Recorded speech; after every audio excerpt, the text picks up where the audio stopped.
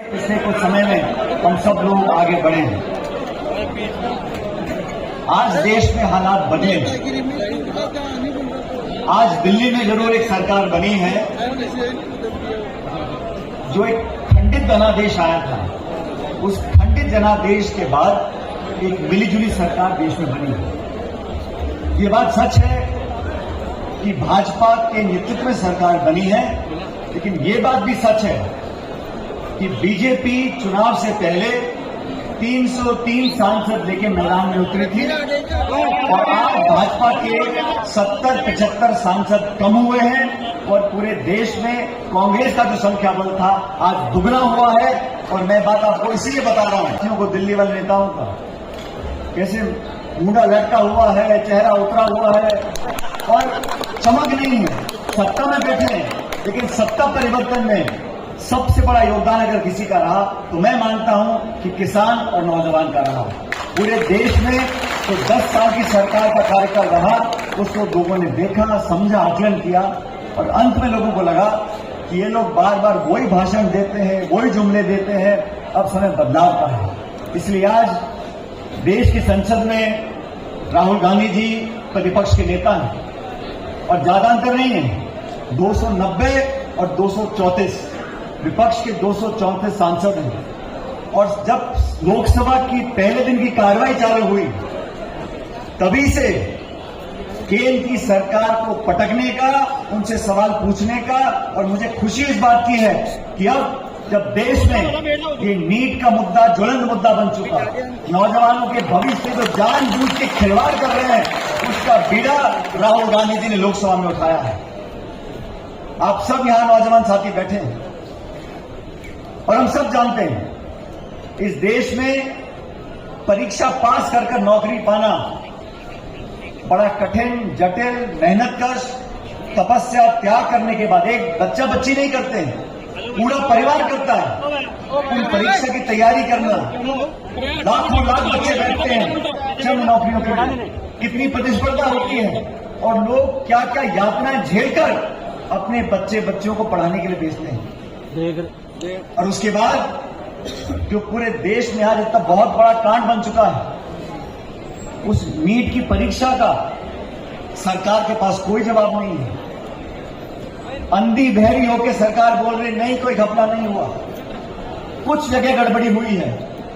हम सब आज एनएसवाई के कार्यक्रम में आए हैं, हमको ये जवाब लेने होंगे ये पेपर लीक होते कैसे हैं, करवाने वाले कौन हैं, और कागजी कार्रवाई से, भाषण देने से, घड़ियालों आंसू बहाने से नहीं होगा।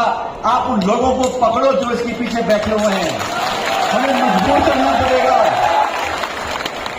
साथियों, हमें मजबूर करना पड़ेगा देश के उन लोगों को जो सत्ता में रहते हुए इस घिनौने अपराध को बर्दाश्त करते हैं। मैं आरोप भी नहीं लगा रहा हूं, लेकिन जो लोग ऐसे अपराध को बर्दाश्त भी कर रहे हैं वो उतने ही गुनहगार हैं।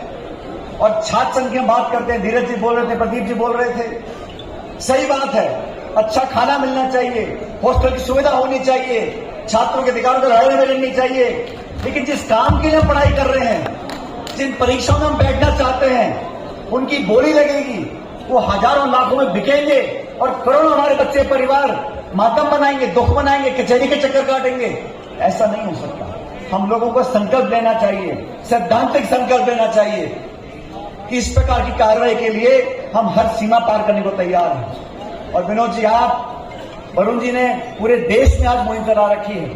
युवक कांग्रेस ने, एनएसवाई ने, केंद्र की सरकार ने जो जानबूझ के उनकी नाक के नीचे जो पेपर लीक हो रहे हैं, नीट की परीक्षा में जो हुआ, उसकी जवाबदेही तय करनी पड़ेगी, लोगों को सजा देनी पड़ेगी, उदाहरण स्थापित करना पड़ेगा।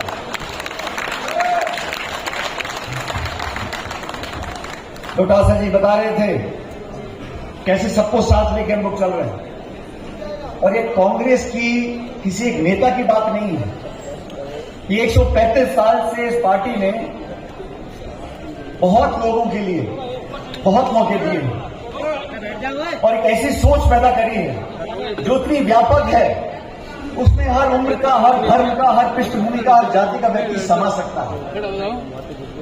जरूरत इस बात की उस भावना को हम पैदा रखें। आज युवाओं के लिए हम सब युवाओं की बातें करते हैं। नौजवान देश का भविष्य है, नौजवान देश का भविष्य है।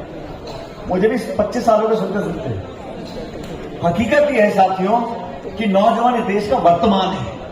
भविष्य तो बहुत लंबी बात है, वर्तमान है।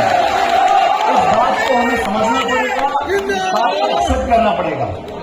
और राजस्थान के बारे में वरुण जी बता रहे थे, राजस्थान वो राज्य है जहां बहुत सारे नौजवानों को मौका मिला। मौका सिर्फ प्लेटफॉर्म मिलता है।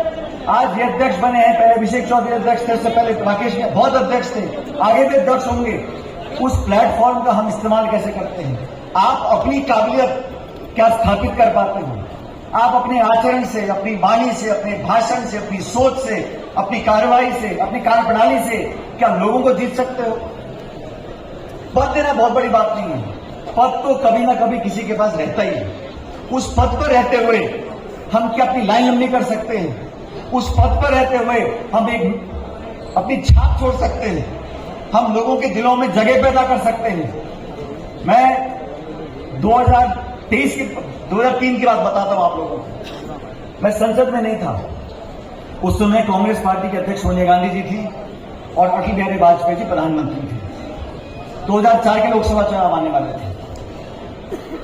2003 में मुझे महीना याद नहीं है, लेकिन सोनिया गांधी जी ने देश भर के 15-20 नौजवान लोगों को एआईसीसी में बुलाया, मुझे भी आमंत्रण दिया। मैं वहां गया और उड़ीसा, बंगाल, कलकत्ता, हर जगह से, पंजाब, राजस्थान के लोग आए थे। और सोनिया जी ने अकेले वहां मुलाकात करी एज कांग्रेस प्रेसिडेंट, और उन्होंने कहा अगले साल लोकसभा का चुनाव है, हमारी पार्टी में कार्य समिति भी है, प्रभारी भी हैं, बड़े बड़े पदों के लोग हैं, लेकिन 2004 में जब कांग्रेस पार्टी चुनाव लड़ने जाएगी तो मैं चाहती हूं कि आप सब मिलकर अपने अपने राज्यों में जाओ और सुनो और समझो कि इस देश का नौजवान हमसे क्या उम्मीद रखता है, ताकि उन बातों को मैं कांग्रेस पार्टी के मैनिफेस्टो में